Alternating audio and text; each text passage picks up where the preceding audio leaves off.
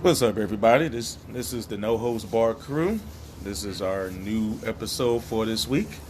I'm your host, Dom. I'm gonna go to my left. Got your boy Gunna here.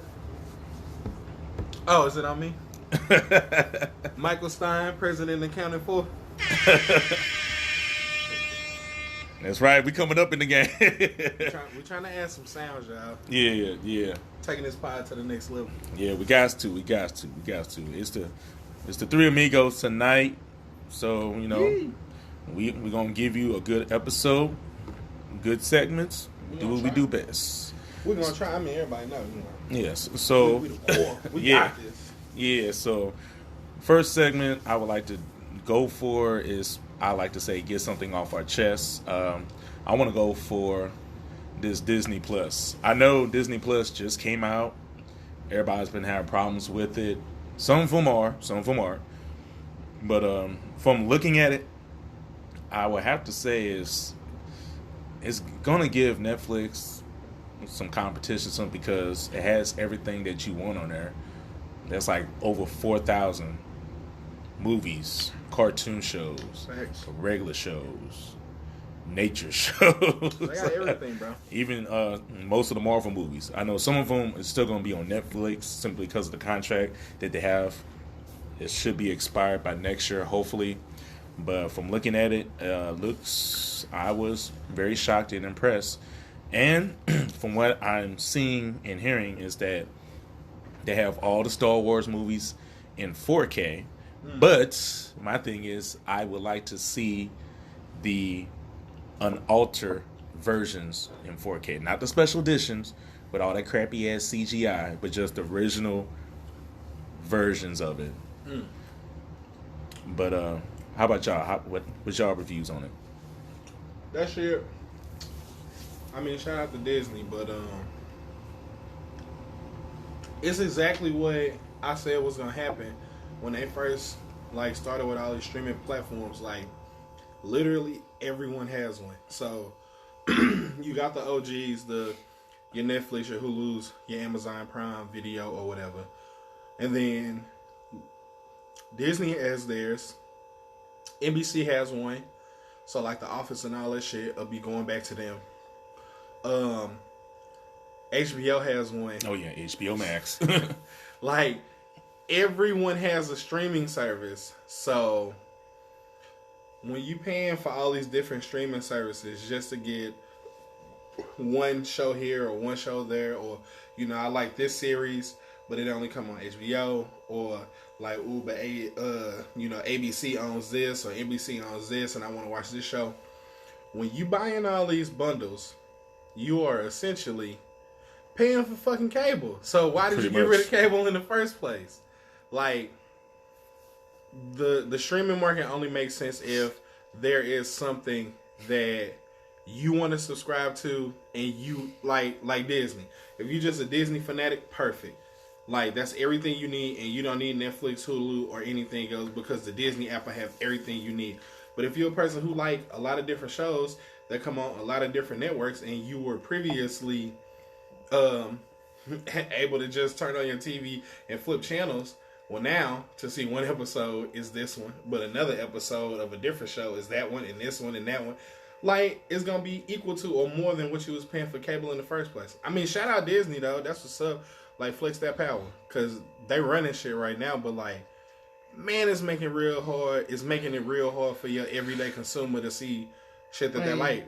It just seems like the everyday consumer might just not know where to look, because there's definitely certain things out there, or ways out there to watch multiple streaming services all under one fee. True, that is true. Like, me personally, I know a little bit about it, and it works perfectly fine for me. Now, the only complaint I do have, like Disney's, their app is like I said, the quality is a lot better than what the other service might provide. But at the end of the day, I got it all for one price. I'm not out here paying multiple streaming services. I get everything that TV offers for one flat fee.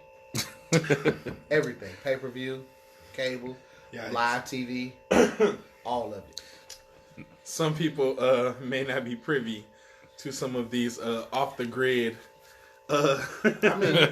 alternatives, as they say, quote unquote. I don't have a web page yet, but be free to hit up Michael.Stein and 4126@gmail.com. Listen, guys, and I will pass information through him to that if you guys want to know. When you send that email, please use the VPN. Protect your privacy. Mine too. So how do you feel about, all these streaming sites, and it's like Netflix is the mecca. And I already know, since we got so many of them coming out, I already know they're going to try to take Netflix out. In your opinion, how do you feel? I mean, let me rephrase that. What do you think it's going to take for Netflix to still be on top? I don't know. They need a bigger wallet. I mean, we got shit. We have good programming. Let's not say some, a lot of their original content is hit or miss. It's some things that are like home runs, knock it out the park. And it's other things like, man, that shit weak as fuck. So, with a shaky original content catalog and everybody else vying for the content that they already own, they trying to bring it back home to their native streaming services now. Netflix need a bigger wallet. You're gonna have to be able to draw in the crowd with something that your competitor doesn't have or that they can't match. I mean, they're the king of specials right now as far as comedy is concerned, but I mean, before Netflix was the king, HBO was the king. Like they had all the comedy stand-ups. Like, what's stopping them from getting back in that bag? Like, HBO got a huge fucking wallet. So I don't know. It don't look good for Netflix. I mean, you have to put it in this perspective too. Like, Netflix spent a lot of money. Like, every year they go into debt. I think they're like billions of dollars in debt. Yeah. But they're giving out. They're trying to give out like good quality of material. So when you say like, how much more money you want them to spend? More if they want to. If they don't want Disney to knock them out. Disney runs shit. That's the biggest wallet in the game right now. They got everybody. And if they don't have you, they can buy you.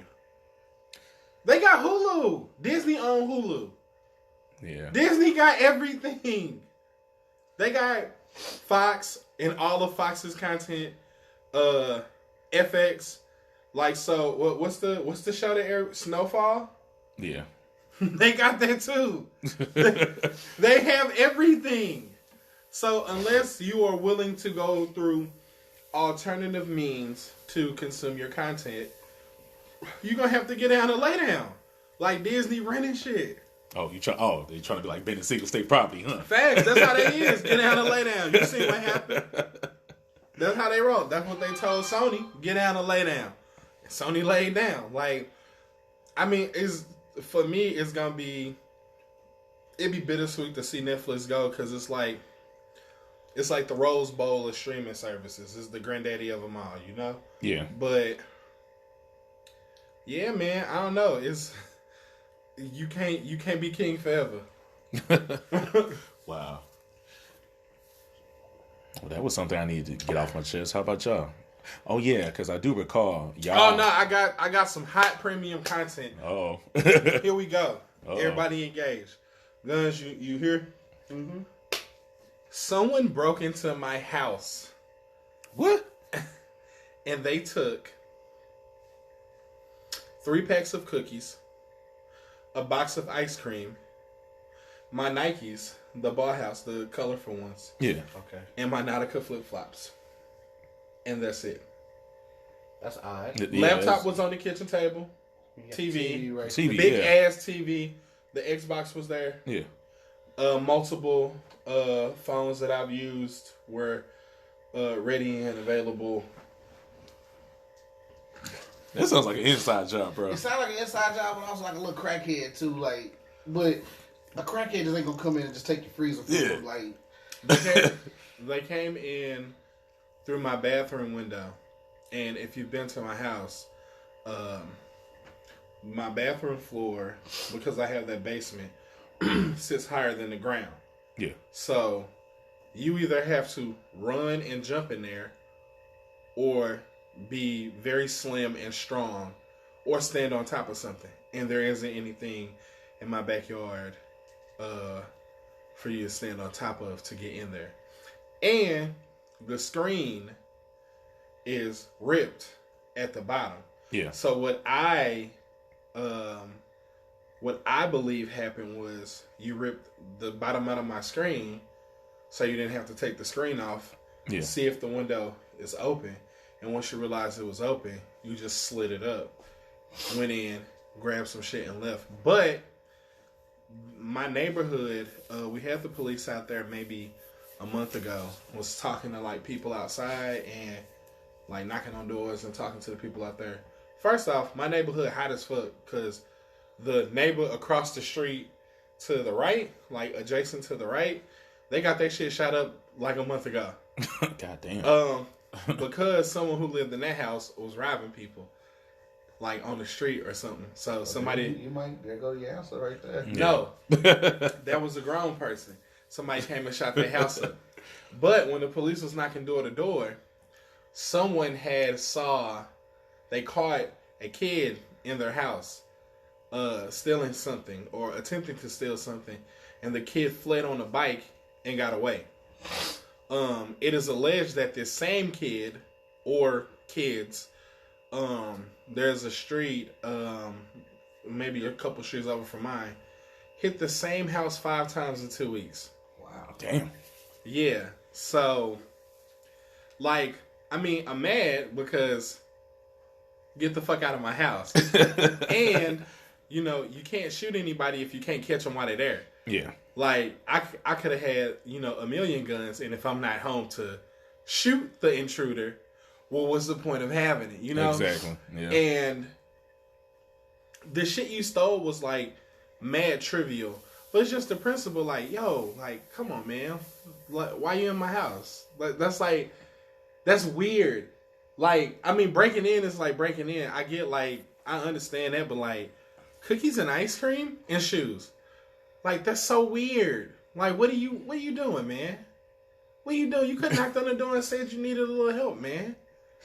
Like, cookies and ice cream? Like, you fucked up that bad? I'd have cooked you a plate. Come on, man.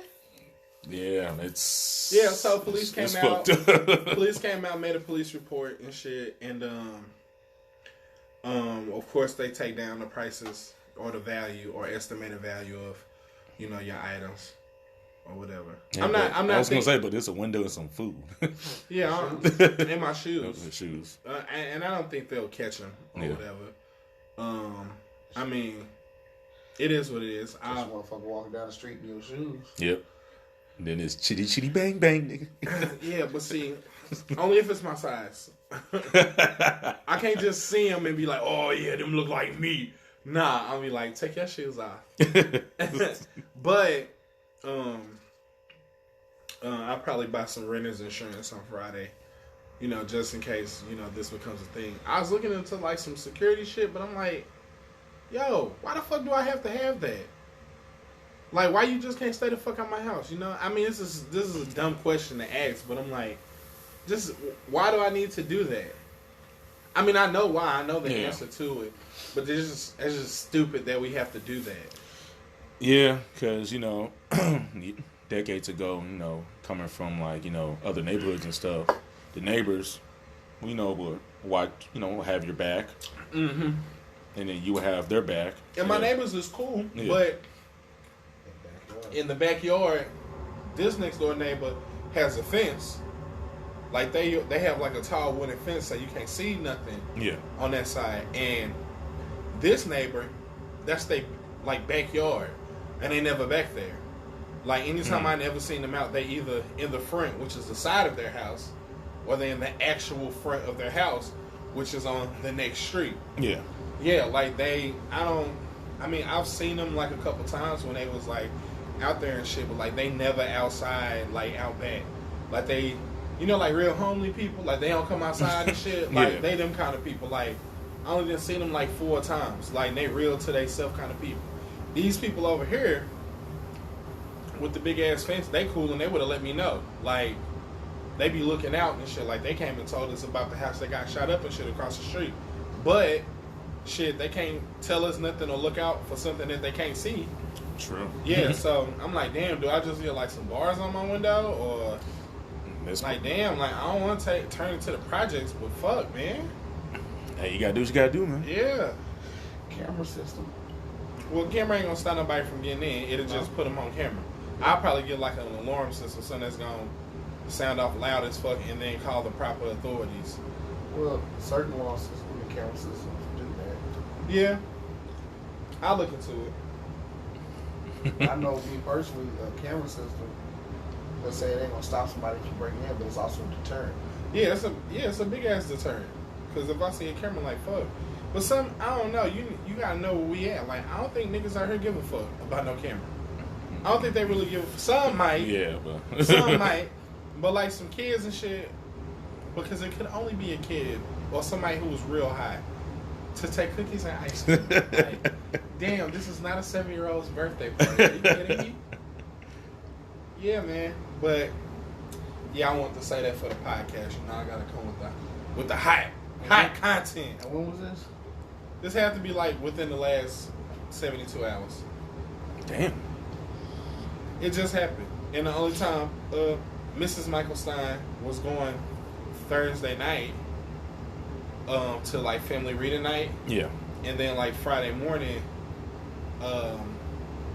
cause to take the kids to a doctor's appointment. Yeah. Yeah, but normally somebody always at my house, you know. Yeah. But So that's that little boy. I don't. Because when I say somebody you know, but it's somebody watching. That's like even like when I put this up, I do it at certain times. Because it was one time I put it up, the kids was out, and they started repeating the shit out loud or whatever. Like, oh, look, he putting this in the house, he putting it in the house. I want motherfuckers to know what I put in the house. right. That's why certain times when I bring shit in, I come through the garage and I do it at nighttime, so it's dark. You can't see what the fuck I'm bringing in. Mm-hmm. Like when they don't know what you got in your house, it makes it a lot easier for them not to come in. But at the same time too, like motherfuckers, they might not see what you got in, but they probably know you got something. At this point now, they gotta sit here and watch and know your schedule. Mm-hmm. Once they see your schedule and you see like who live here, it was like, okay, it's a him and her. They got kids, they have people over, blah blah blah. But it seems like it's just these people that live there. Mm-hmm. Oh, he go to work this time, she go to work, or this time. So at this time, I know the house is empty. Should be empty. So at that point, that's when. Yeah, I plan on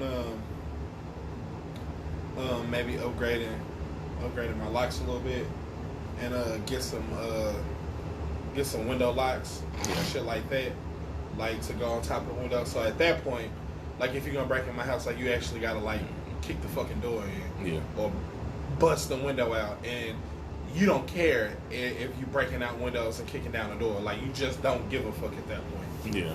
Yeah, somebody bold enough to kick your door down, he don't give no fuck about no camera system. Like, Yeah. I'm kicking your door in. That's not quiet.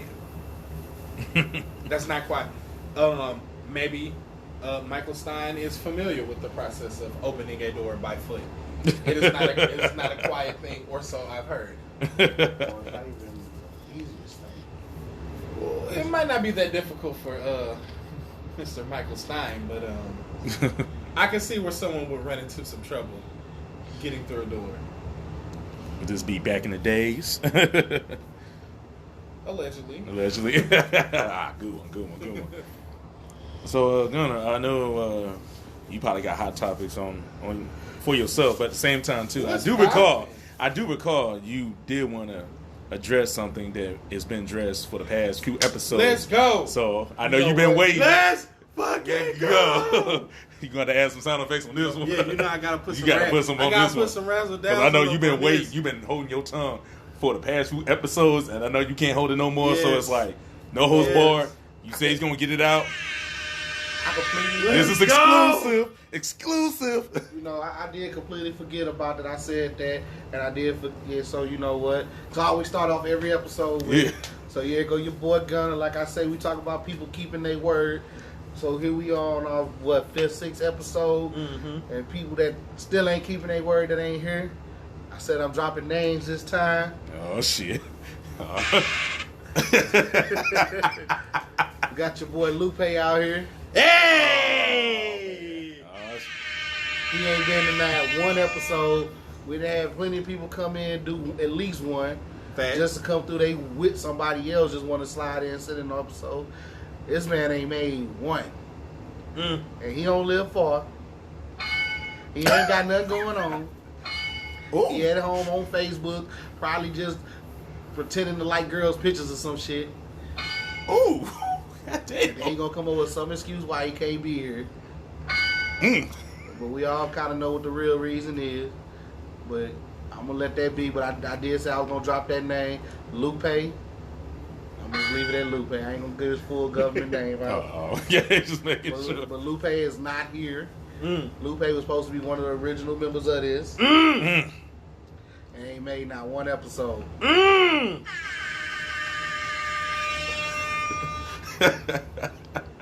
can't believe you actually did it, bro. Yikes! Talk your shit. Talk it. And it ain't like he ain't know I've been talking about him, because the nigga didn't text me. Oh man, thanks for the shotgun blast. This, that. He know I talk about him every episode, and still ain't get this nigga no incentive to try to show up. Like, you know, let me get here so the nigga can't say nothing no more. And nigga still ain't here. Ooh. You was just throwing them goddamn haymakers. Goddamn, you went for the KO on this one. Bow! I know it's so much, man. I need a drink. I'm gonna. Uh-oh. Okay. I started this shit. Okay. I'm gonna take the hell on this one. I'm gonna pass it off to Mr. Stein, because I know Mr. Stein. You know he gonna have a podcast going at home with somebody else that I don't want to mention. Oh. Talk about I've been wanting to do a podcast. Blah blah blah. It's just me and so and so just gonna do it. We just gonna do our own. Hey, nigga, get your. All right now. Oh shit. Yeah, I did. Man. What's going on? I don't know if there's nobody I want to diss. I just be saying like fuck niggas all the time because they ain't here. But Lupe ain't here. Fuck that nigga. Yeah, but the previous episode you did discuss, and then I know you wanted to. Oh fuck go no! more. Fuck no ID. Damn. Damn. Fuck no ID. Oh shit. I don't even think that nigga be listening to the podcast. He ain't no real supporter. Fuck that nigga. You heard it from Michael Stein. Fuck that nigga. Shout out to Fofofo, aka the Eagles lost. Whatever he calling himself these days. Yeah. He couldn't be here with us today. He had some other engagements. Shout out to you, bro. We got you. Yeah, we got sure. you down. Shout out to you. Damn, what was we calling he was a guest. Are you talking about Chop? No, not Chop. Oh. Fuck Chop too. Oh shit. Fuck him too. Damn. He said it was too late for him to be on the podcast. Like, my nigga, we do this all the time. What you talking about? Fuck Sound like him the too. nigga had a curfew or some shit. Oh man. This kid just got real late. Yikes. I don't know what nigga talking about. It ain't even. Oh shit, yo, let me shout out my homeboy, yo, Daniel Sama. This one for you, bro. Shout out to you. Shout out to Dre. Shout out the Vapory. Y'all been holding nigga down for years. You know, appreciate the business and all that. If you in need of any glassware or paraphernalia, you know you know who you are. Or if you need any vaping or vape accessories, hit up the Vapory. Okay, I got a question about that. Like, I was at the barbershop, and some guy brought up talking about this vaping been killing people. Now, Right. It was also, they said it was more so specifically the marijuana ones. The THC Yeah. cartridges, they was cutting it. with vitamin E. The Center for Disease Control did a private investigation on all these cases of people getting sick from vaping, and they have found that none of them are actually sick from vaping, but from buying and consuming THC cartridges that they got from not a dispensary. If you get it from a dispensary, it's regulated, it's tested, et cetera, because it has to be medical grade. But much like cocaine, if I want to increase profits, well, I need to stretch it. Unfortunately, to those who were affected and have lost lives or lost loved ones, they chose to cut it with vitamin E. And it pretty much destroys the lungs when you consume it, how these people were consuming it. So that's what's going on. But the media took it, ran with it, and Big Tobacco, they waiting for a chance to say something about vaping because it's, only smacked about 40% of their market share since people started vaping. Hey. So they want to tear it down, and that's what they tried to do, but it was a big ass thing. A lot of states voted to kill flavors. Fortunately, Illinois was like, you know what, y'all came out, y'all showed up, y'all talked y'all shit. We respect that. We're gonna push it back to 2020. So I'm grateful for that. But yeah, that's what was going on with that. Yo, facts. Big Tobacco, if you listening, suck my dick. Fuck you. Oh, damn. Fuck them niggas. Damn. Yeah, because when they said, I've been meaning to say something to you about it. I know you're a vapor. But for sure. But also, I know they did tell me it was more so the people with the THC. Mm-hmm. I don't believe you do that. I know what you typically consume. Mm-hmm. But yeah, I just want to know if you knew about it. For sure. The situation. Oh yeah, because motherfuckers' livelihoods was in danger. Shout out to all the vape shops out there. But yeah, like this get me through the day. And I know anything that's going on with something that's going to threaten with my vice. I need to know. But I think that's all the fuck yous. Once again, shout out Dan, Dre, everybody at the Vapory. Shout out Duke Liddell, real people. Shout out to all the local talent. Eastside Rob, I see you, boy. Shout out to Vicious. Shout out to the Wachowski sisters. Can't forget y'all. God damn. I would be remiss if I didn't say anything. They've been holding it down for years. Mr. Stein, I'm gonna need you to get off they nuts, and balls, and vaginas, half and halves. Listen, I'm gonna call it half and halves.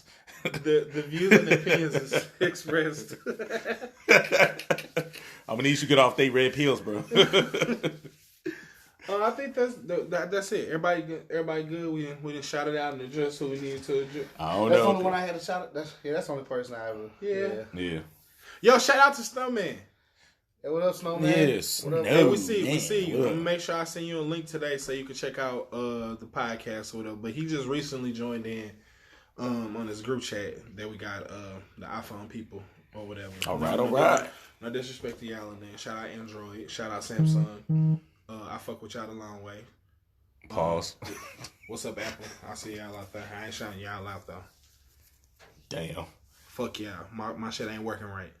Might as well hit him with the. I guess it's just a fuck phone that, because like last night my phone, I got the Note 10, and I'm sitting here, went to go plug my phone up. Mm-hmm. It tells me my phone is too cold to charge. I'm in the house. Like, I've had that happen, like, because where I work at, I got to leave my phone in my car. Mm-hmm. So through the seasons, like, I come out in the summertime, my phone is too hot, it shuts itself down. Mm-hmm. Wintertime, it's too cold. I know what this shit is, but I'm at home. Mm-hmm. And I went to plug my phone up, and it says, too cold to charge. Like, yeah, what the fuck happened? So I'm like, okay. Oh, God, so you know what? So I go to the store today to see if we get this problem resolved. Mm-hmm. And pretty much it comes out, it's a faulty equipment. They sending me a replacement phone. Mm-hmm. But I'm like, okay, that's cool and great. It's going to take 2 days. But my shit died. Like, the fuck you want me to do? How am I going to transfer my information out? You got the wireless joint, don't you? Huh? You got the little charging pad? Yeah, it's right over there. Want charge? What? But you know what? You know, a nigga got to be a nigga. So I got to think, you telling me my phone too cold to charge. So let me warm this bitch up. For sure. So I came home and put that bitch in the oven. And it worked. Now the bitch is taking a charge. Gotta get a little hot. Hold on. You put your phone in the oven? Yes, sir. Yikes. That doesn't sound like a good idea. Now, you know, I came home. I preheated the oven to 400. I went back in the room, watched TV, all that little shit. So when the oven got nice and warm, I came in, I opened the door, and I took a pizza pan, and I put the phone on top of the pizza pan. Oh, first I took my outer box case off so I didn't melt that shit. For sure. Yeah. So I put the phone on top of the pizza pan, put it in the oven with the door open, and walked away walked back to my room, looked at the TV for like a minute or two, came back, grabbed the phone. Phone was a little warm, so I'm like, okay, feels warm to the touch. Went and hooked it up to the charger, took the charge. So I let it sit on the charger to get my battery juice up, just in case this bitch get cold again. Motherfuckers out here phone catching the flu and shit. Yes. Got that virus. Protect your phone, strap them up. Like rubber. This never happened with a flip phone. I just want to... Oh, I just saw the new Yeah. Razor. Yeah, have you seen the new Razor? Shit. That bitch hot. That was nice. I'm sorry. I'm worried about that screen with that bend. I don't give a fuck. Yeah. I think I want it, bro. Yeah, that's something that's totally different. Something totally It different. is different. I like how they did that, like, because it's a flip phone, but when they flip, I seen them open it, and it went to the full screen. I was like, that shit's dope as hell. Yep. But my only issue is that concern at that crease. Yeah. That's my only concern with that phone. But yeah, I got a little excited when I saw it. Shout out to the Razor, because when you first came out decades ago, probably like 03 or so, I was one of the first people that had it. I had one too. That was probably one of the best phones I had. Other than the sidekick, because everybody was ripping the sidekick. Razor. Hey, we see about time. Yeah. You know what I mean? It's been a long time since a nigga been able to pick up a Razor. We see y'all out there. Shout out, who making this one? Motorola? Yep. Hey, Motorola. Round of applause for y'all. That's what's up. That's nice. A flip screen with a touch screen put together as one. Compared to the Samsung Fold that's been having a lot of problems. Didn't they fix it? They fixed it. Yeah. The Galaxy Fold, it's back out. They re-released it. They fixed some shit in it. Taped some shit down, sealed some shit off or whatever. And at least from what I've been seeing, from the shout out Engadget, shout out Phone Arena, it's been having some solid reviews now. I mean, that bitch still like $2,600 though. Yeah, I'm like, God damn it. Yeah. You gonna pay to play. Even with that shit too. When I went up there with my phone, they was like, "Oh, you got insurance?" First question, they was like, "Yeah, I got insurance." And they was like, "Okay." So I get on the phone with the insurance people. They like, "Yeah, your deductible $250." I'm like, $250. I upgrade phones when the new ones, not so much the new ones, like I upgrade about every 2 years. But the last time I had to replace a phone, I think my deductible was $90. Yeah. Yeah.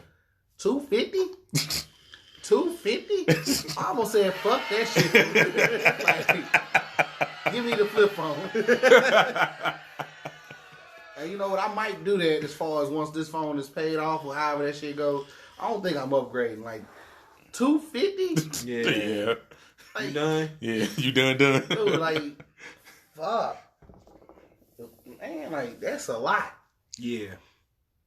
I'm with you, bro. Especially like, but it also worked out in my favor though, because they said the insurance is lost, stolen, or damaged. I think it said damaged. Mm-hmm. But either way, like this wasn't even my fault. It ain't like I dropped it and damaged it or fell in water or damaged, even though it was supposed to be water resistant.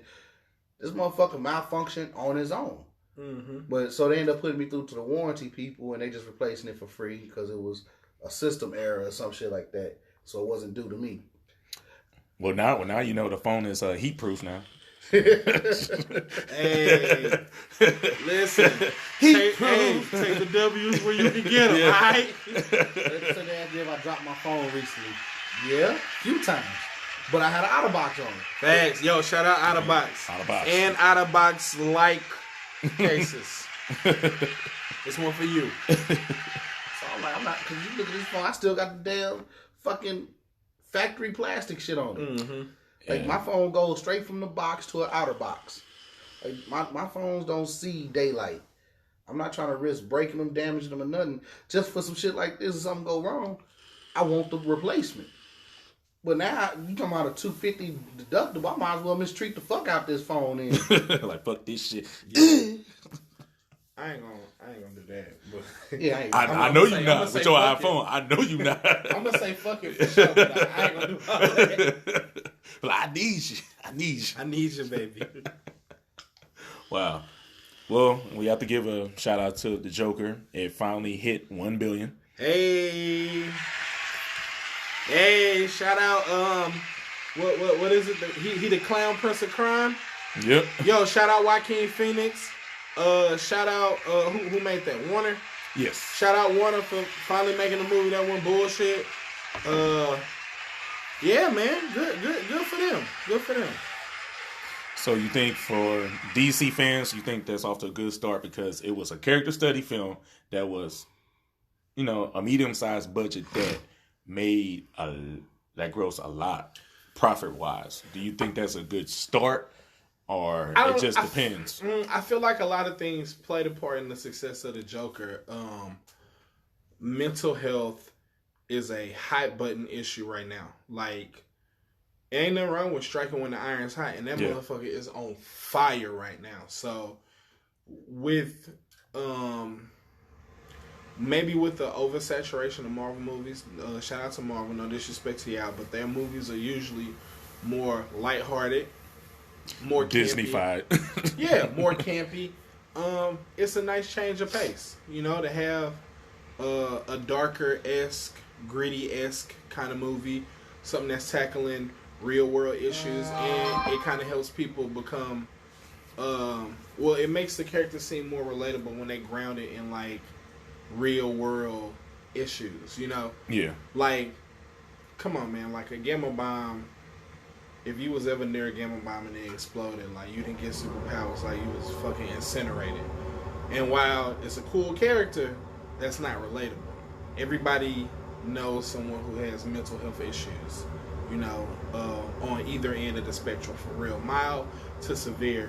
You either know or have ran into a person like that. So, or you suffering from it yourself. Shout out mental illness. Yeah. So, with that character being relatable, mental health being such a big topic right now, the climate in movies in general, they have been a real lighthearted. This was the perfect time. And then the fact that you didn't have to spend hardly any money comparatively to the budgets that, $1 billion movies usually receive, is a win for everybody. The investors in here count money hand over fist. It's killing. People have renewed faith in Warner and DC as a whole. So it's an amazing start. Can they keep that energy, that momentum going? Time will tell. Well, I don't know, because in my opinion, it's going off to a bad start because from the websites I've been researching, the sequel to Wonder Woman 84, they did, test screenings, and it's getting bad reviews. How y'all fuck up Wonder Woman? I don't know what they're doing, but they're getting it's been leaked out from people that seen the previews and stuff, preview screenings, and they're like,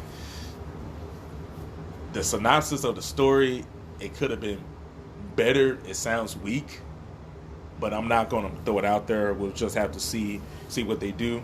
And then same thing with Birds of Prey. Like they're still filming it, but they're doing a little test screenings on it, and it's like, I don't know, man. It's like, shout out to Gal Gadot. They don't know how to. I don't know, man. It's like Hollywood doesn't know how to handle a female character.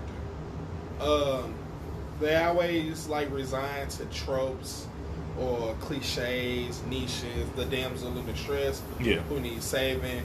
The overly masculine woman who effectively emasculates her male counterparts in movies, or even if she is you know, the alpha female, so to speak.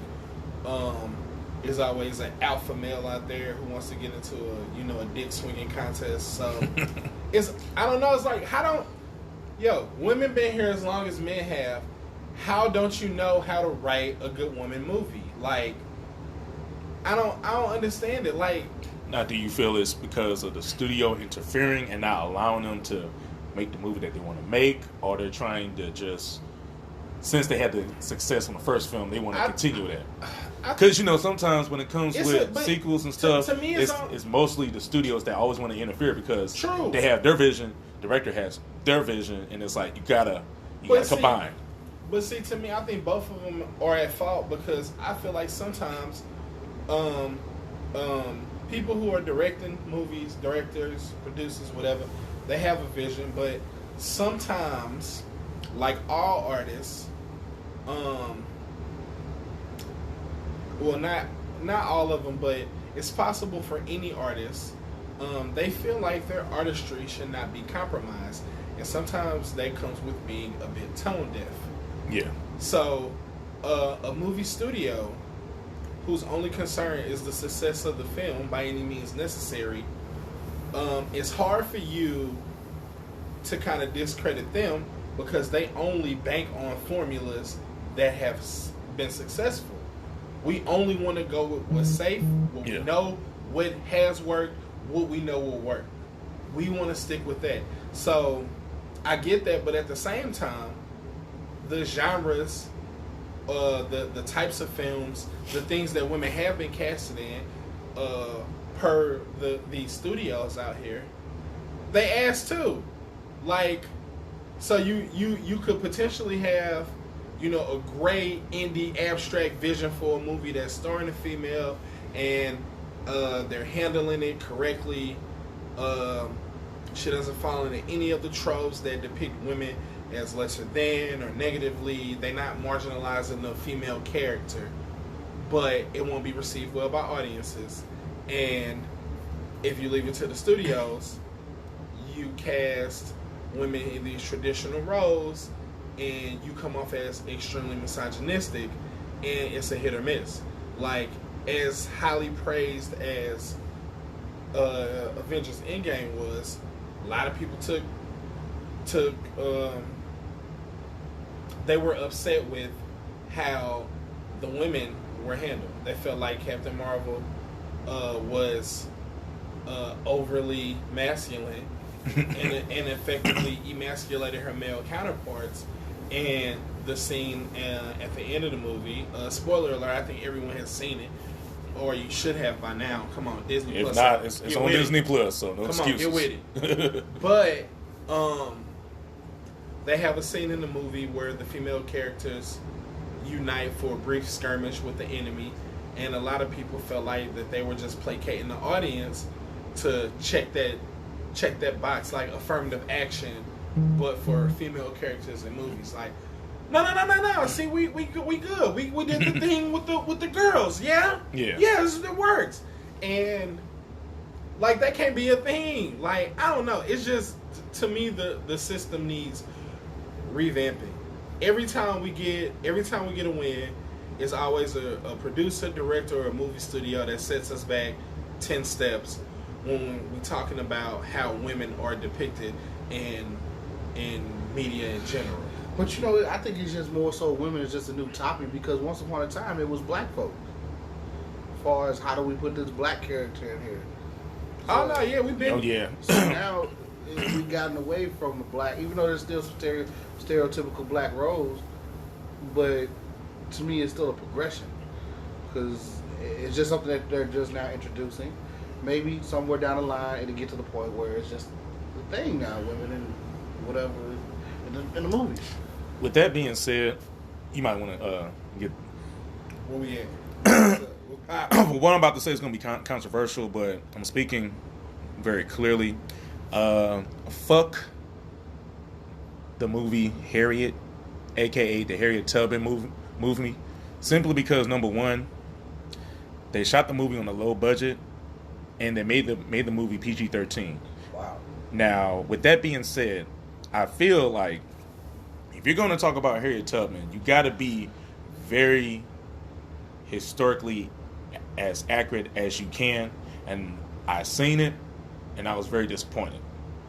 Like, I would gladly give it like 2 stars out of 4 simply because there was a lot of stuff in there that they shouldn't have put into that movie.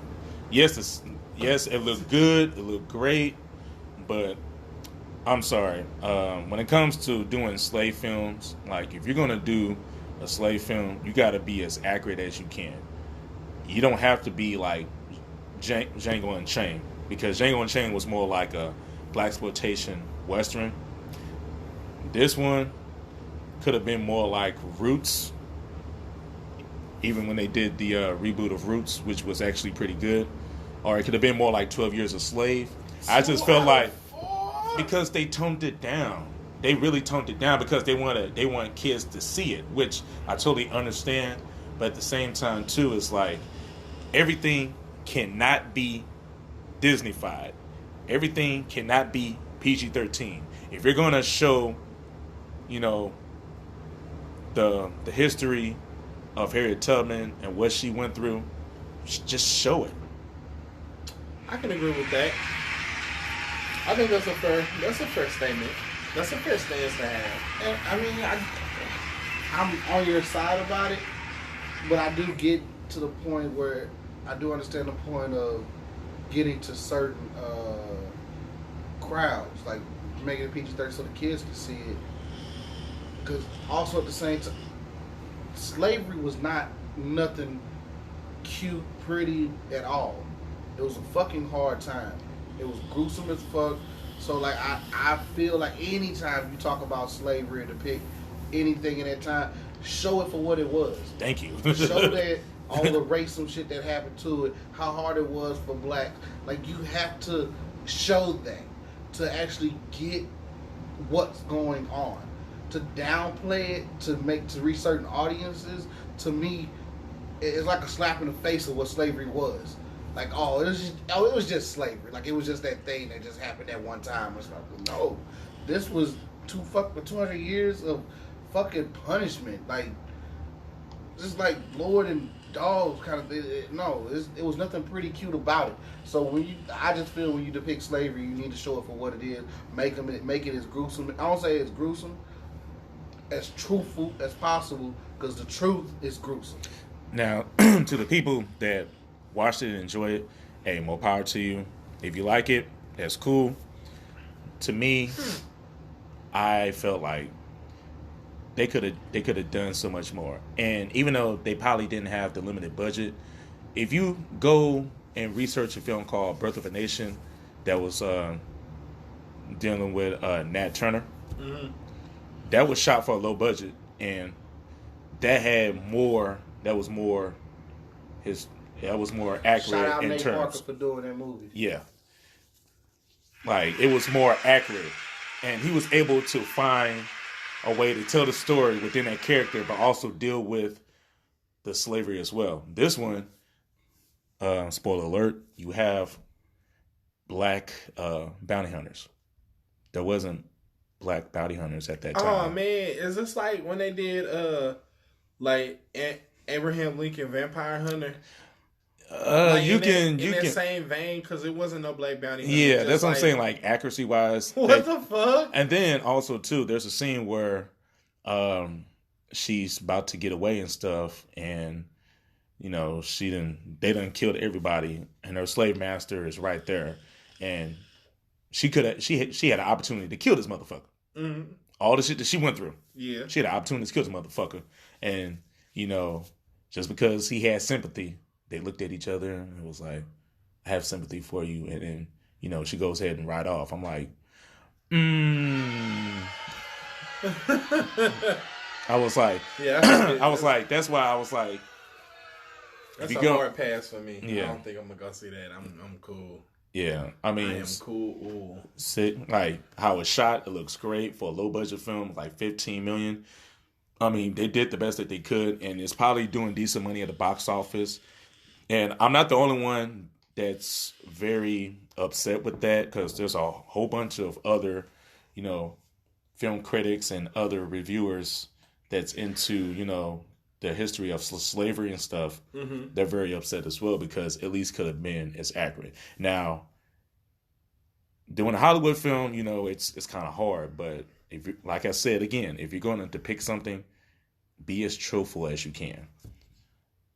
And then what also got me was like they tried to make Harriet Tubman like a superhero, which I totally understand from their perspective, from the script, but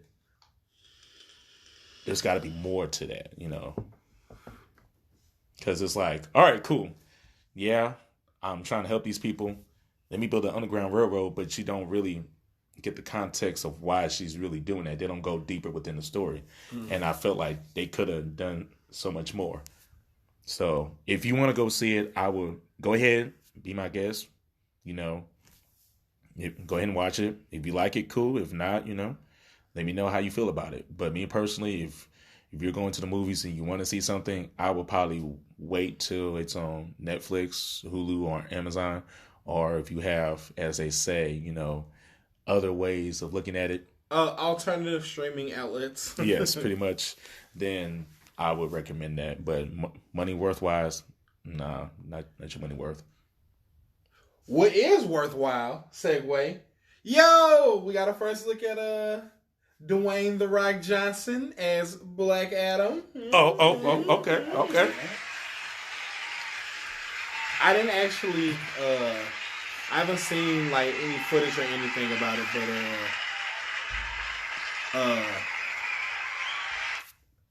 okay. I haven't seen any footage or anything like that, but I had seen some articles, and they were talking about a first look at him, and it seems to be positive from a couple of the headlines I caught.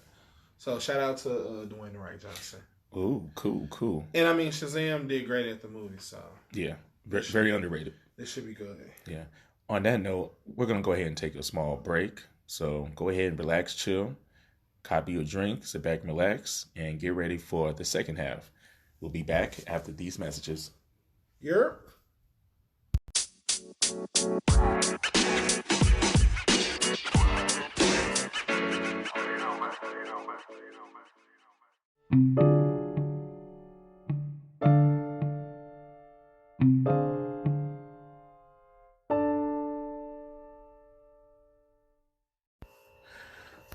What's up, everybody? We are back.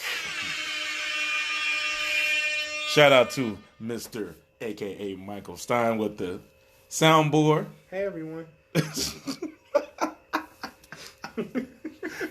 always gotta be serious, like, hey, everyone. How's it going? Everybody good?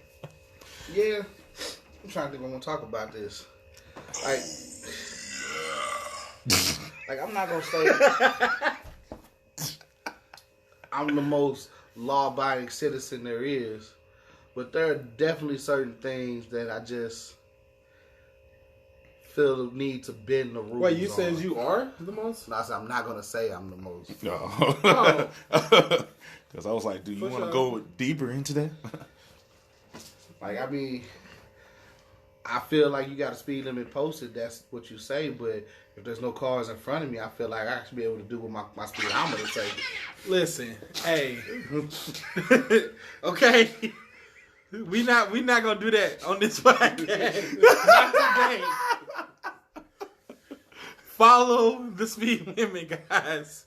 Yeah, I'm just talking about me. I'm just talking about me. Like, it's just certain things, like, because, people consider spend their whole lives trying to fit inside of a box, going by these rules, being little zombies. But it's once you step out those boxes, those go across those lines, is when you really start to live life. I believe. These are my beliefs. My beliefs. Gun over here. AKA Dom, AKA Fast and the Furious. So like if you doing, everybody sitting up here doing a speed limit, you ain't getting that thrill to go fast. Like it's just certain things. Like I know these laws and rules are meant to help us and protect us. I get it. Do you know that? But that's why I say some of them I feel like I could bend. Do not be. Listen. Guys, just be safe out there. Follow the law. It's there for a reason. And take care of yourselves. But to be the devil's advocate, if you're going to take a walk on the wild side, What? please be cautious. Know that, what you're doing is fucked up. But know the consequences of your actions. Yeah. But at the same time, too, live your life to the fullest. So if you feel like you want to, Exactly. if you want to be a little bit fast and furious every now and then, hey, be my guest. If you want to leave it in every time, go ahead. Shoot your shot. Pop, pop. You want to leave it in? I know you got something to say. I know you got. I already know. Yeah. Oh no, really? Compared to the last episodes? I don't know. He might have a listener. Oh. Yeah. Buckshot. Yeah, where my button at? Hold on. What you mean by that? This is the No Holes Barred podcast, okay? Not some holes, no hold. Raw is law. All right, Michael Stein stands by that. You sure? You positive? Raw or no, raw is law. Get it in. Thank you. And leave it in. You say raw is law, bro. So I mean, long as you are, long as you can take care of your fiduciary responsibilities. Yeah. Just leave it So in. long as you're willing to accept the consequences of your actions, it's okay to do certain things. No. We simply talking about leaving it in. Leave it in if you can afford. Which what means... happens. No, do not fucking do 100 because ain't nobody on the road. That's not what I'm saying. That ain't what I said you said. I'm just saying... What you trying to say? What you using what I said? For every action, there's a reaction or consequence to those actions. There you go. Go on, flip it. Flip it to your benefit. I get what you're doing. I'm with you. So But don't use what I said to validate your point. I got to. I have to do that. Jeez. Everybody, because there ain't nobody perfect. Everybody got their vice. That's what people wrong when people want to judge people. Just because I do this, I'm wrong, but you can do this over here and it's okay with Speaking of not judging, shout out to the Wachowski sisters. Oh my God. Let's not judge, guys. It's 2019. Mr. Stein, can you get off their half and halves? Listen. I don't know, maybe they just got off of him.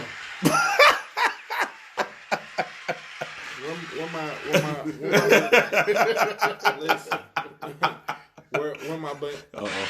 Listen, what you mean, bro? Hold on, let me bring that back. Chill, bro. We just saying, man. Ever since you found out the information about the I've Wachowski known for sisters, some time, and you sure? I'm just supporting them. Shout out to Wachowski sisters. Didn't y'all like The Matrix? It was Wachowski brothers. It's the same person. It's the same human. Afterwards. Deep down inside. Afterwards. Deep down. Afterwards. Listen. Deep down inside, they were the same person. They have been the same person the entire time. Now, their aesthetics, their outward appearance matches who they always were on the inside. That's all I'm saying. Shout out to them. Let's get the Matrix 4. Come on, guys. Yeah, since everybody's coming back and stuff. So, yeah, shout out to that. How do y'all feel about them finally doing the final sequel to Ghostbusters? They're calling it Ghostbusters 2020. They're not doing a sequel of the reboot. They're doing a sequel of the original first two. They came out in the 80s. So it's going to be part 3. Oh, I'm for it. Let me give a round of applause. Are they all still? They're not all alive either. I mean, shout out to Harold Ramis. He was the one that written both stories. He was supposed to be in this third one, but he had passed years ago. Right? That's what I'm looking at. Is Dan Aykroyd in there? Yeah. Shout out Dan Aykroyd. Yeah. He co-write it too. He co-written, sorry. for sure. Bill Murray, Dan Aykroyd. Bill Murray is one of those people where he wants to do it, he doesn't want to do it. He wants to do it, he doesn't want to do it. But as of right now, he wants to do it. Because everybody's coming back. If he don't do it, still shout out Bill Murray. Shout out Sigourney Weaver. Yeah, I'll watch it. I seen the latest one that came out or whatever. You talking about that reboot, that bullshit? They actually talking about it already. They're the Ghostbusters 2020. Yeah. I didn't like that. It wasn't funny to me. It was just. Who am I missing? It was, to me. It was very mediocre. That's fair. Can we get the last Friday movie? Are y'all gonna see that? Not without John Witherspoon. But I still will watch it without. You know what? I'm gonna say this. With all due respect, I put most of the blame towards Chris Tucker simply because we could have had that last Friday years ago, and I respect Chris Tucker. I respect what he's trying to do, but get off fucking Rush Hour, bro. There's other stuff that you could have done. And I know you and Jackie Chan are best friends and stuff, but even Jackie Chan don't even like the Rush Hour movies because he doesn't really like American humor. He does it for the money so he can go back to Hong Kong and do his films. Chris Tucker could have done so much. He could have done so much more. I feel like Ice Cube played a part in that too, though. I'll give you that. In but the delay of the movie. I give you that, He was but doing a bunch of shit. I'll give you that, but I feel most of the blame is going towards Chris Tucker because But he knows for a fact. No, he knows for a fact that everybody wants him to play Smokey. It's a fact. Wait, it's a fact. But can we be mad at him over not coming back to play Smokey because he changed his life? Like, he wasn't trying to do outside of the Rush Hours. What other movie had he done? Like Silver Linings Playbook, but it was like a small part. Yeah, like he wanted. If one of the Ghostbusters is dead. He said he's Harold Ramis. My bad. What the fuck, Sal, man? I'm sorry, man. Okay, listen. I'm new to this. I ain't true to this shit. I'm just new to this. He like mad religious or whatever, and the characterization of him in that movie will go against his personal beliefs. I can't be mad at him about that. I mean, I get it. Like, he supposed to do it for the fans and, et cetera, et cetera. He's still a human, though. And I feel like as consumers or fans of that franchise, that makes us sound a bit entitled. Like, no, you gotta come back. Like, nah, you kind of don't. If he don't align with his personal beliefs anymore. True, but at the same time, too, I feel if you're going to do a Last Friday, bring everybody back. That's what everybody wants. It's not. I understand what he wants and his based upon his religion and stuff. Yeah. But you're not gonna get $20 million for Last Friday, bro. Let's keep it real. You're not gonna get that money. You should at least do it for just because that role got you to where you at now. Let's just keep it real true. If it wasn't for that, you wouldn't have that part in. What's $20 million got to do with it? Like, is that what he's asking? No, I'm just saying because from Rush Hour films, he's getting paid. That's why he got most of his money from Rush Hour because he was getting $20 million. I got you. And for them to do Last Friday, I mean, it has to be a small budget film, maybe like $20 million. And why does it have to be a small budget? Because if it's a comedy film, you at least want to do it more of a low budget because it's a lower risk. Because if the film makes a lot of money, you can receive money from the back end. Yeah, you get so on the back like end. For example, like if you was an actor, and I know for a fact that you as of now you're getting like probably like $5 million a picture, but I have this film and I have a budget of $20 million. I know for a fact that if I give you that, that's gonna cut into my budget.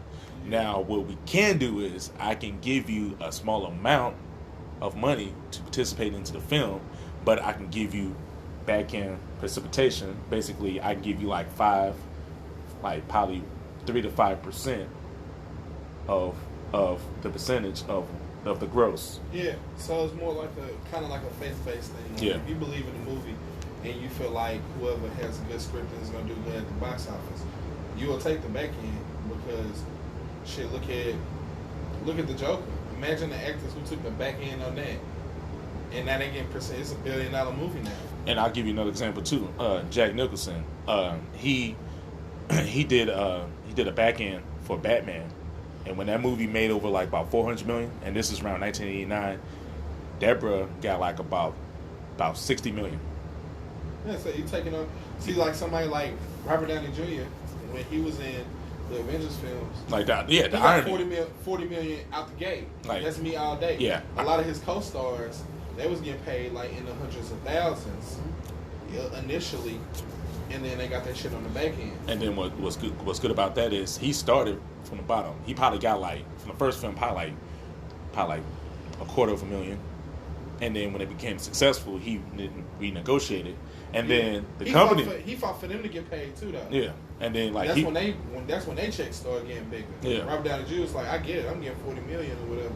However, I ain't shit without them in these movies, so I think y'all need to open up that wallet a little bit more for them. They're proving themselves. I know he was the one getting paid just because I watched this little video, and it was talking about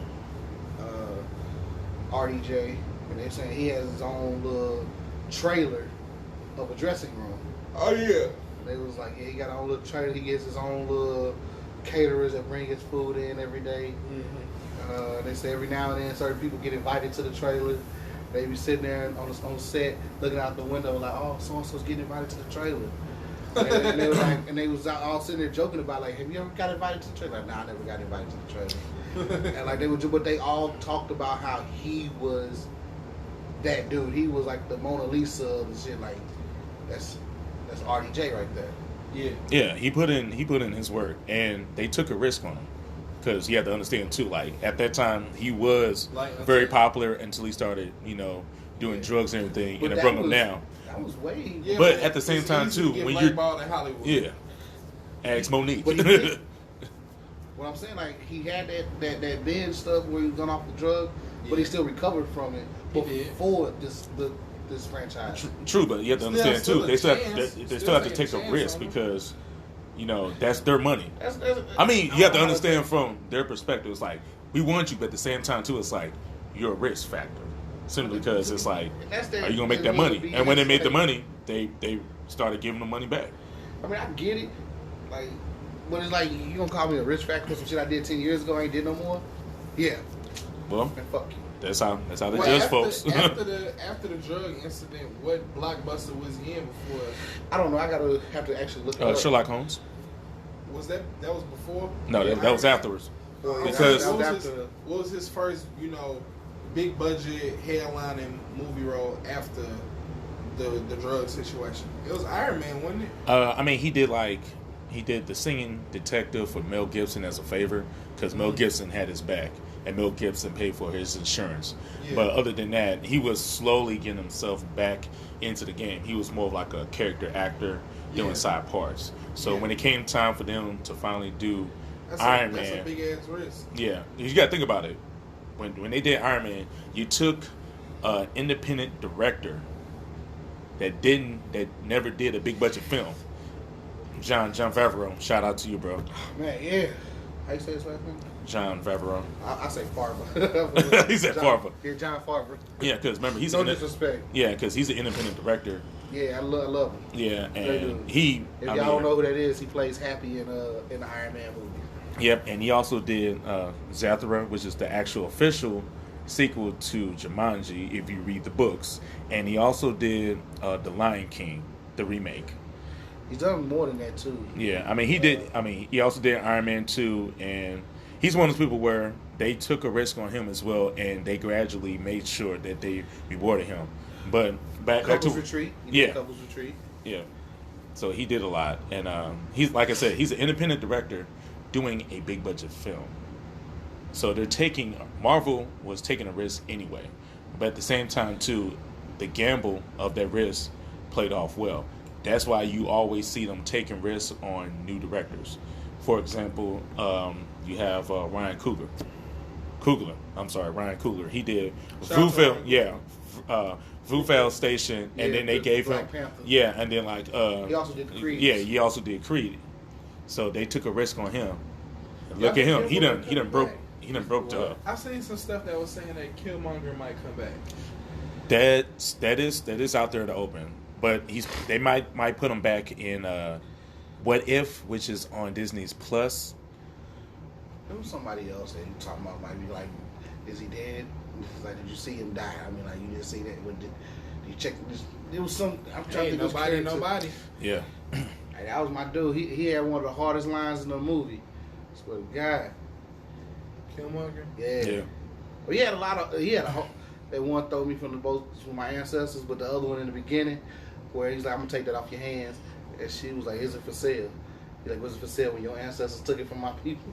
Like, oh man, he was one of those. Hey auntie, that was the best line.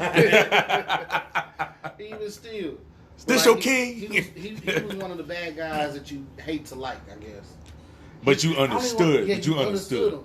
But at the same time, I understood Thanos. Even though his was a lot more convoluted. That was a stupid reason. Like to save the world, other worlds too, because overpopulating, destroying the natural resources that we have. Well, if you have the power to snap your fingers and destroy half the life, why don't you just snap your fingers and double the resources? Because then people won't learn. That's what it takes for something that drastic, so people will learn to not. Yeah, and then people will learn for a time, and then they forget, and then they.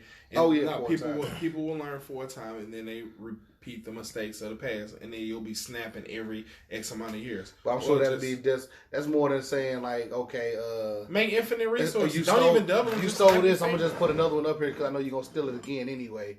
Now I'm gonna spank you so you don't steal it, but you might not steal it tomorrow. You might do it again later when you think you get away with it. Yo, you prolonging it. Any solution that he could have came up with versus killing half the life in the universe is a significantly I'm just less... saying I understood Thanos' point. I understood his argument or what he was coming for, just like I understand Killmonger. He felt disabandoned or whatever from his family or whatever. Yeah, like I understood his ain't nothing wrong with empowering your people. However, the methods and means that you went to go about it were horrific.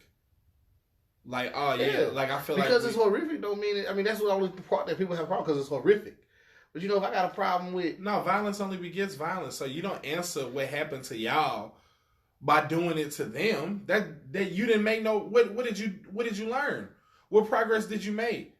You thought your situation was fucked up, so because my situation was fucked up, I'm finna make everybody else's situation fucked up too, except for my people. No. Who's his people? He was, remember with the war dogs and all that shit, and he gonna arm them. Oh, we still on Killmonger. Yeah, okay. That's fucked up. That's like saying like, oh man, like slavery and shit was like bogus as fuck for us. Let's enslave the rest of the world and then make black people the superior race. Okay. No, because then what was your fight for? Why would you fight for equality only to shit on it and then enslave everybody else? Because you remember how it was for us. He's not fighting for equality at all. He's fighting to empower people. Yeah, by stepping on somebody else's fucking back. The same thing that happened to him. Yes. No, you don't. You don't answer it with the same thing. Two wrongs don't make a right. Two negatives do make a positive. Shut up. Or as Chris Tucker said for Money Talks, this is right. It can't get no righter.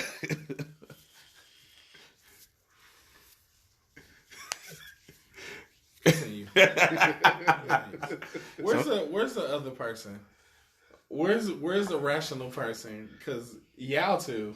What? Because we're being the devil's advocate. He just being the devil. He not being the advocate. Being the devil. I'm being human. First of all, if motherfuckers sit up here and did all this shit and destroyed my family, and you mean to tell me you gonna put me in a position to where I can A, retaliate, or B, help the same motherfuckers be on the same?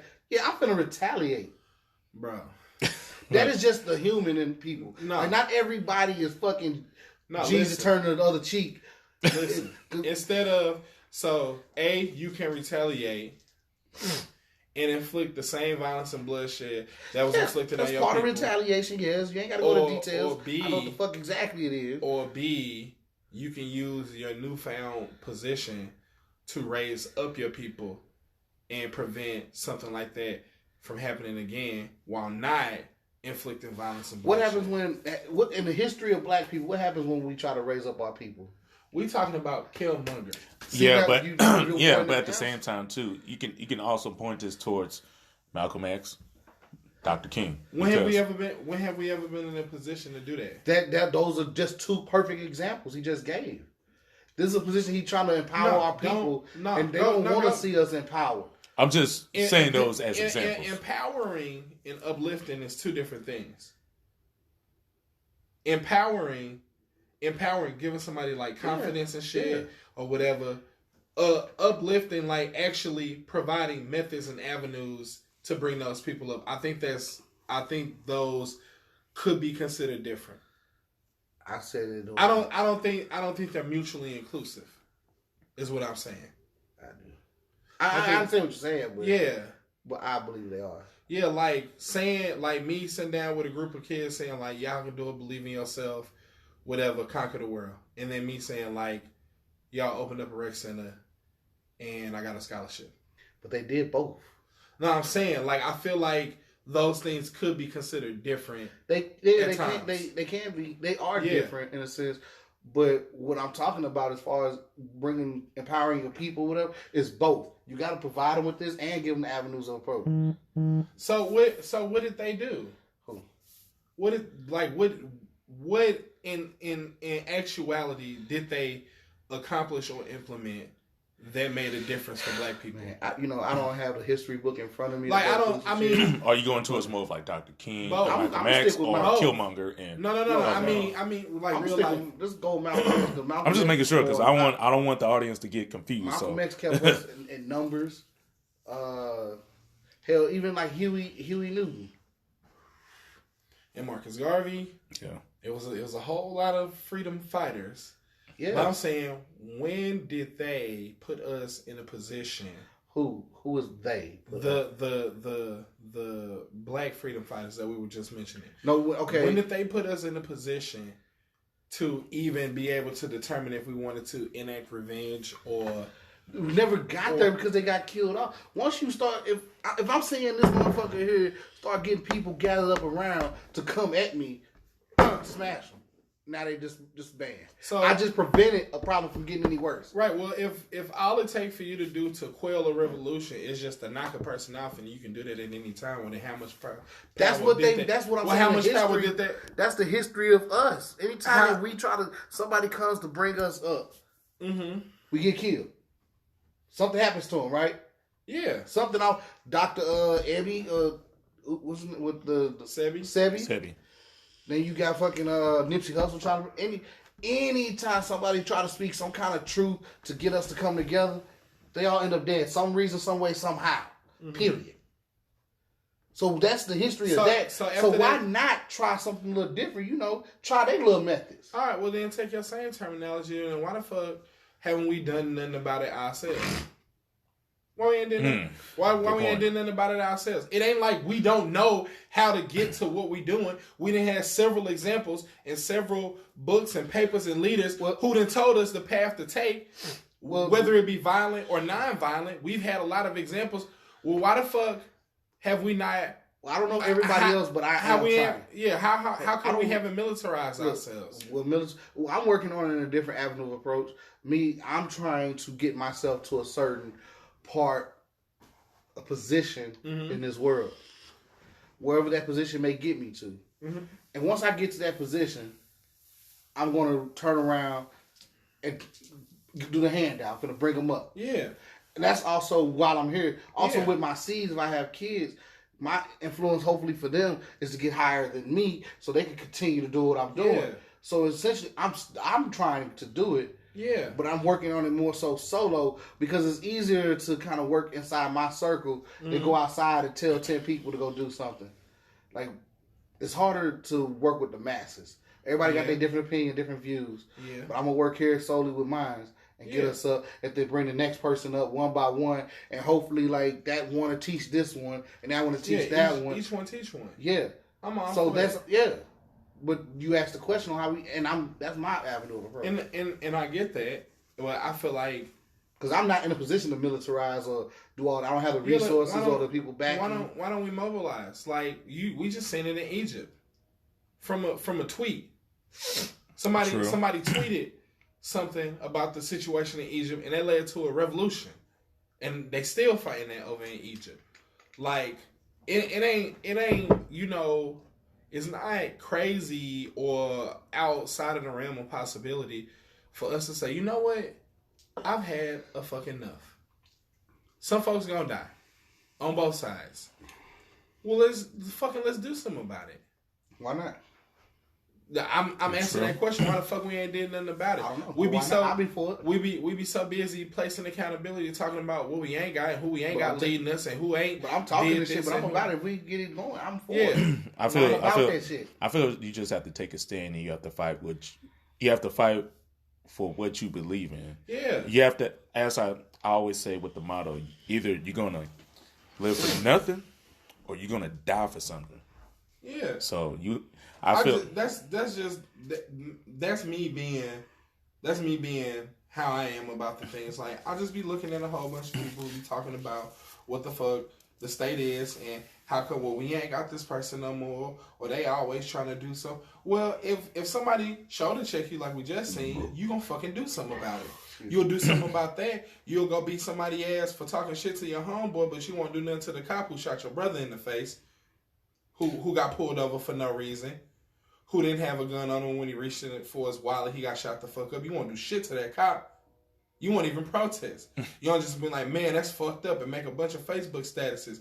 But if somebody call you a bitch, you'll go shoot up his mama house. That's stupid. Yeah, very much. I hate hearing about like I like when my people make a difference. You have to have the wherewithal to know the influence and impact that you can make. And if you're trying to do it, then that's fine. Yeah. I don't have no beef with you.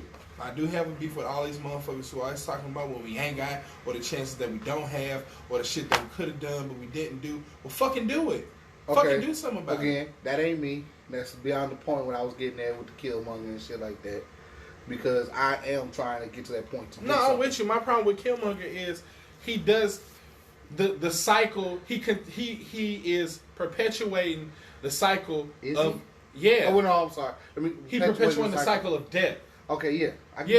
Because but he's changing who's the death is. Because before he's changing who the death dealer is. Yeah. But the situation is fucked up because the situation is fucked up first. Very true. And then it's fucked up because it's only happening to a group. But before that, the situation is just fucked up because it's fucked up. Like, and for you to get in a position and then take the reins and you become the same people that you have spent your life hating and fighting against, and you ain't no better than them. I'm not trying to say I'm better than them. Not you, Killmonger. I know, I got you. That's why I'm trying to argue from this position. I'm not trying to say I am better than them, but I am going to turn this table. So it's not my people no more that's being killed. Yeah, it's just somebody else's people. Yeah, and that make but it ain't cool. My people no more. For sure, and then make it cool. And then you I'm will not saying to make it cool, but I am going to change. I am going to stop the cycle that's happening now. Yeah, as far as with us, and we're going to turn the table and let it go that way for a change. What happens after that? I accept my repercussions on what the next step may be. Yeah, but right now, us getting killed is enough. We need to stop it. And the only thing you're gonna do is just make another Killmonger. And except I'm fine with that. Except he won't be. Because at the end of the day, he won't be Wakandan. He'll be German or Italian or Irish or European or whatever group of people he decides, and then that person will come and slaughter the Wakandans and turn it in. It ain't nothing wrong. Shit's always gonna be. But if you got the power to stop, because right now, because the shit is still happening and there's still our people being killed. If I could have stopped that and switched it, then it's not our people being killed no more. We're living. We're the ones prospering now. Yeah, and maybe another 100, 400 years, 600 years, and the table will turn again. And the other problem is, he Wakandan. How Wakanda looking? Real good, right? Yeah. He Wakandan. Half Wakanda, but also at the same time, he was not. He wasn't raised Wakandan. For sure, he was abandoned from his people. For sure. Which people he fight for? Because Wakanda straight. Not the people of the nation who he said he was. So he said, y'all sat here with the means to do all this to help us, but you didn't. He's trying to take it from that's like us to being, help the ones. But that's like us being mad at Africa, which is stupid. Good We shouldn't be mad at them. Good not point. mad at them. I'm saying, but that's what Killmonger's situation would be akin to us being mad at Africa. No. Oh, y'all gave us away. Y'all put us on the boats, and we just fucking got Jim Crowed and all this other shit that happened to us and enslaved and worked on plantations and shit while y'all sat at the motherland living off the land, hunting gazelles. That's not their fault. This was never their world anyway. They came here and took this shit. Because remember, It was never theirs. Yeah, because remember, this was originally Native Americans. For sure. This native land. Yeah. And Indians, the Mexicans and all that shit. They had all that. That's a nation that got slaughtered the fuck off. The Mayans, all them. The Hispanic race. I'm trying to think the exact one. The Mayans and the Aztecs is who you talking about. Yeah. Those natives down there. The white man didn't do that. No, that was amongst each other. The conquistadors did yes. that. They came from Spain. Yeah. The Spanish did that. That ain't the Europeans. Not in that regard. Them the real I'm deal. trying to think of the way to say it. White is white. Whether you speak German, French, you just white with an accent. Nah, the essays they us, bro. Yeah. They just not the Spanish, not Spanish, they white fuckers. No, they not. Not all of them. Not You now. know? No, I said no. Not all of them. Not now. Yeah, they mixed or whatever. No, I mean whenever that shit was going. Look at David Ortiz. What is David Ortiz? What's the big? I five? said not now. Like now they are. Not even then. Yeah. Only 5% of the slaves in the transatlantic slave trade made it to the Americas. The rest of them wound up in Haiti, the Caribbean, Jamaica, Yep. South America, and Central America. That's why you get that new term now, Afro-Latino. No. Yeah. All of them ain't just Spanish motherfucker and indigenous motherfuckers who got mixed, because that's what Mexicans, that's what they are. They are indigenous people and people from Spain. Yeah. But a lot of the people Why? who Because the Spanish came over here. Spanish came yeah, over yeah, here. yeah. But a lot of people who populate them areas have African heritage. Because of the slave shit that got brought. Yeah, they us. They are us. I'm not as talking much as of- anybody else. I'm not talking about them down there. I'm talking about the Spanish people that You initially left Spain. specifically. Yeah, the Spanish that left Spain Yeah. and came over here. They brought us. Is what I'm saying. They brought us here. But Well, yeah, a those lot of were- people, yeah, for sure. But That's you're what talking about specifically the conquistadors. who came from. Spain. Thank you. So them motherfuckers They is white. white Yeah. to you. White with an accent. They ain't black. Ain't no Ain't such it? thing as They ain't Indian. there isn't a such thing as race. It's only one race, the human race. It's crazy because Yeah. but it's crazy because Tell that to them white cops to be shooting. yeah, no, for sure. But the same people who either follow the narrative that it's a race, or the people who support and differentiate the races, all of y'all are supporting Now, the findings based off of, Now, of one person who came up with the whole idea of race in, But in I'ma the tell first you this, place, though. and he was a racist. this whole little race shit. Like, I grew up in this world. Yeah. Oh, But I'm and gonna tell you- I'm sorry. Hold on. More into this, go and look at very good reflective films dealing with race. One of them will be Black Panther. Another one would definitely be Black and Blue that just came out with Naomi Harris and Tyrese Gibson. Definitely check that out. Always, research your history. Come up with your own conclusion. I just had to put that out there. So, But I grew up in this world. I was exposed to what I was exposed to. But when I went to the military, there was no color. The one thing they told us there's only one color. It's green. You either dark green or you light green. These are my brothers.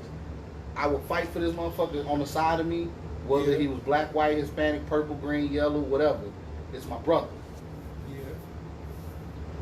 That's the mentality I had until I got back to this world outside that military, where these motherfuckers put color to the reasons of everything. It's a color. It's a color. Military was no color. These were your brothers. Period.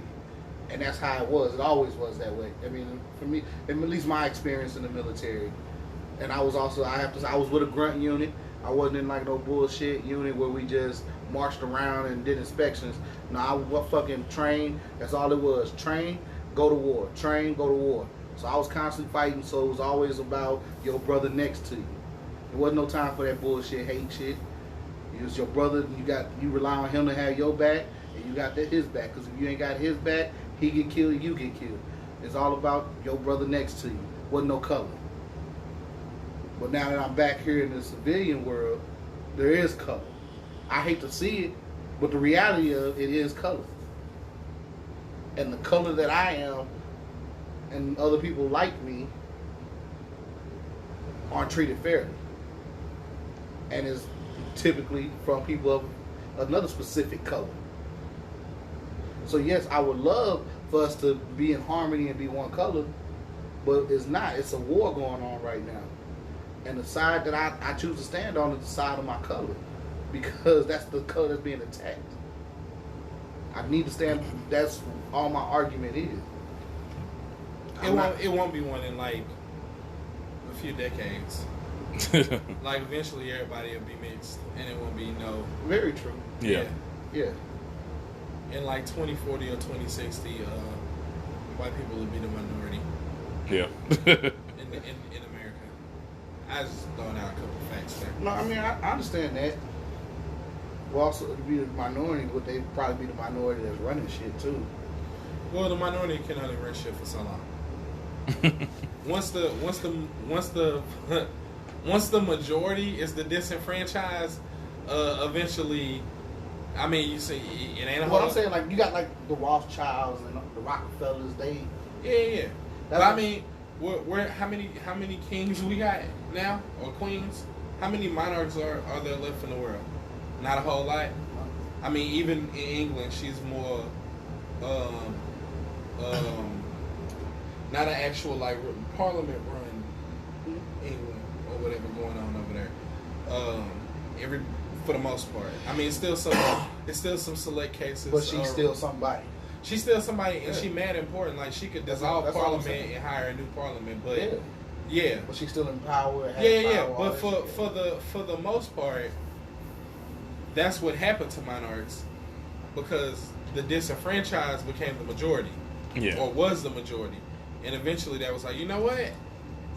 It's like 100,000 of us. It's like 30 of y'all. Fuck that. I would say that maybe a face similar to that will be gone by then, but something like that will probably happen here. Even though we don't have necessarily like a king or a queen or a czar or emperor or whatever like that, there are a lot of people in power of a specific ethnicity. Yeah. And they run shit. Well, when they're the minority and the majority is the disenfranchised, i.e. us, the heads will roll. Wish I could be around to see that. I was yeah. I'd be around to see we'll be dust. Roll me up in a blunt. But I would like to be around to see that. That'd be crazy. It'd be good times. And then I know that y'all had a really good discussion with that, but you know, as you stated previously last time, that some of the audiences was kind of like very decisive on the topics that we tend to get a little bit serious on. So I wanted to switch it up a little bit and have their little thoughts and opinions on the Monique situation. For what I see and hear, we have... shut up, bitch. I'm so tired of her. Well, let's let it out. Yo, fuck that bitch. Like, even... God damn it. Like, I don't even... Okay, let me channel myself here. Bullshit. I'm sorry.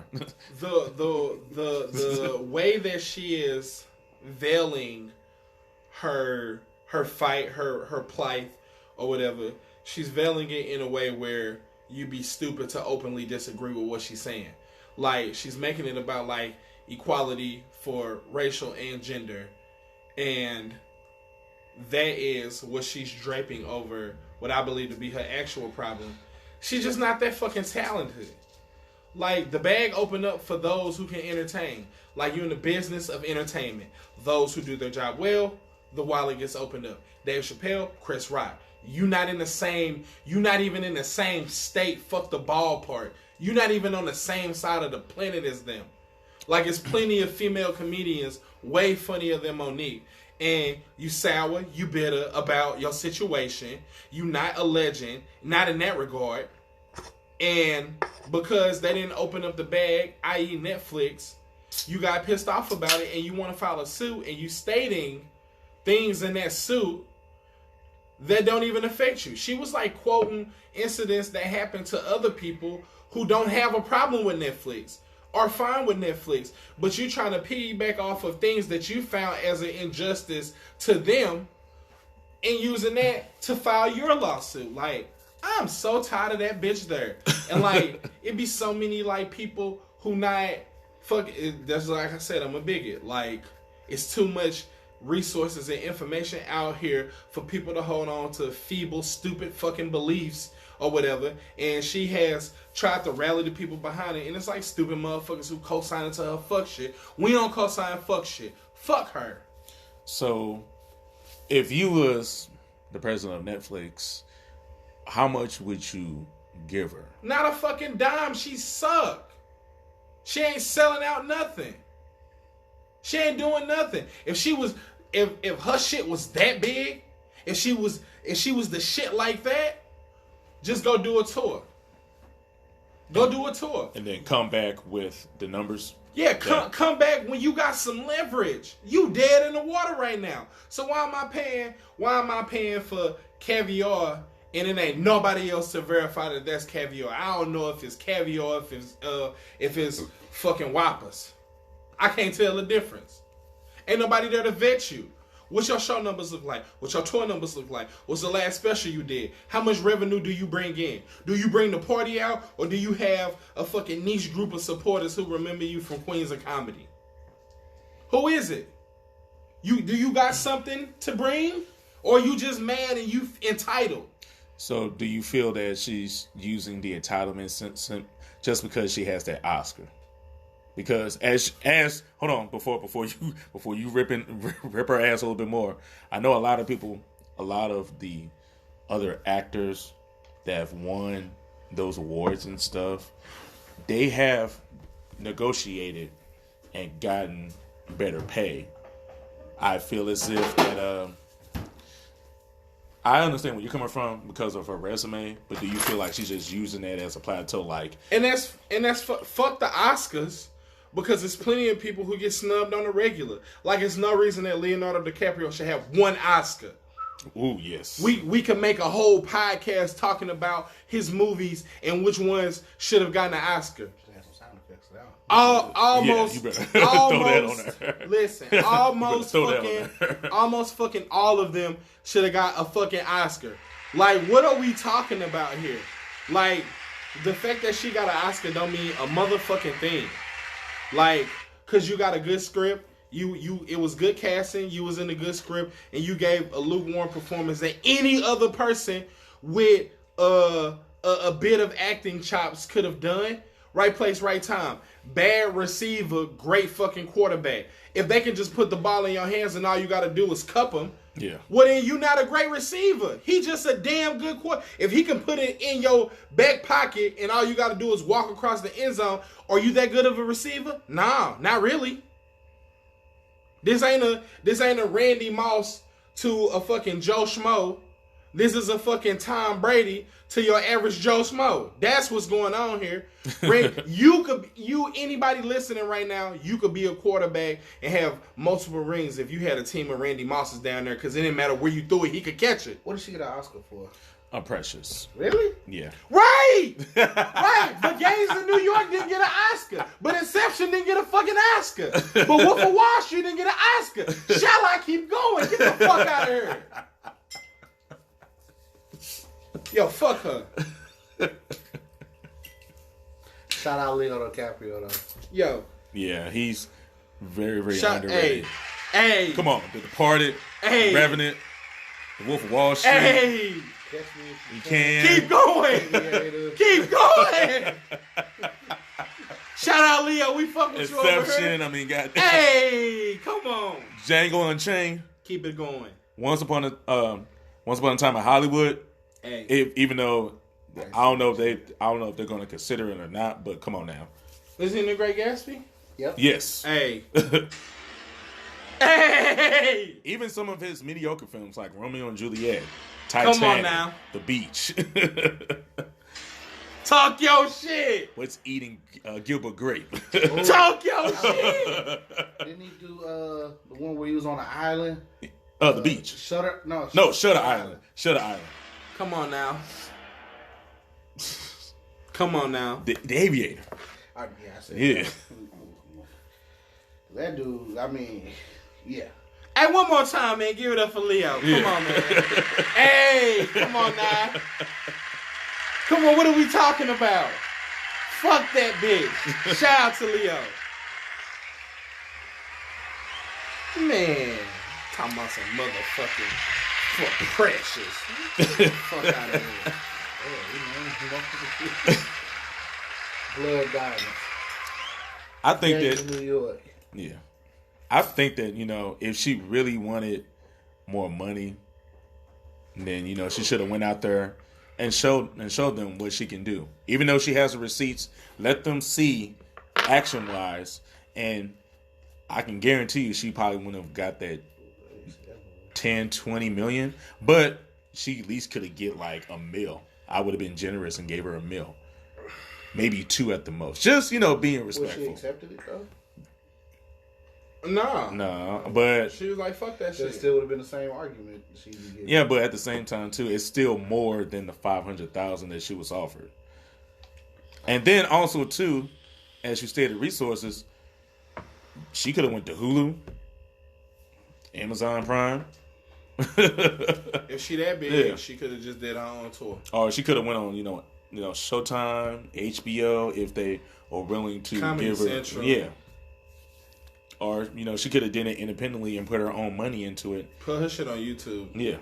So who's a better black comedian, female?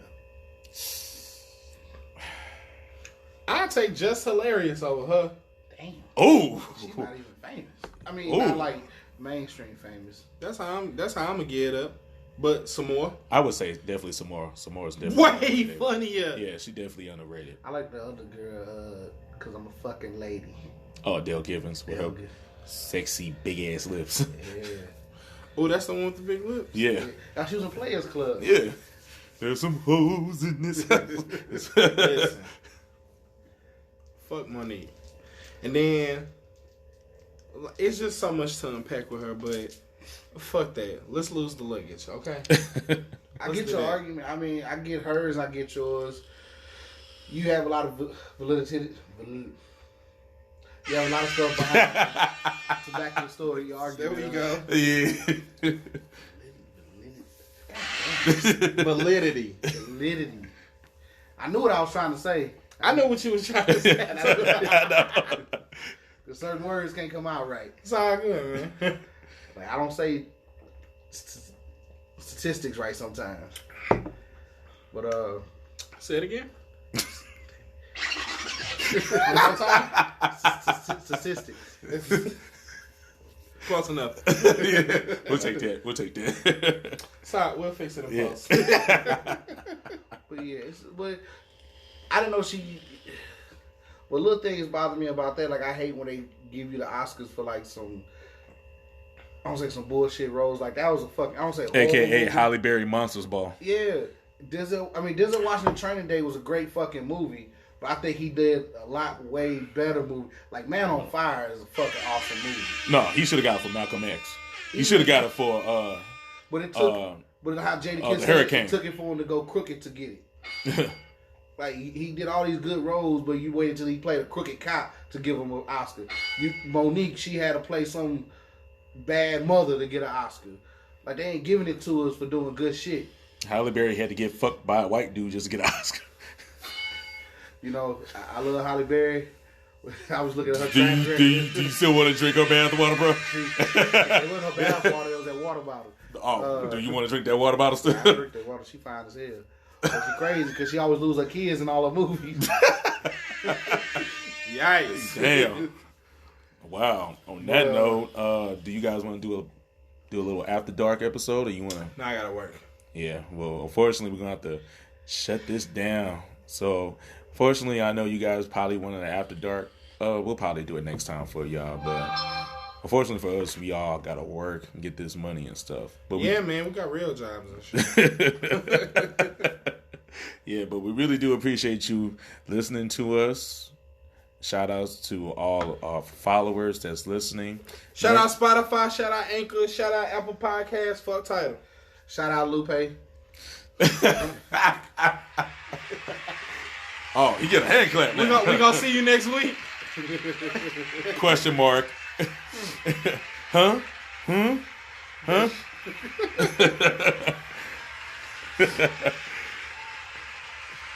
So on that note, this is your boy Don.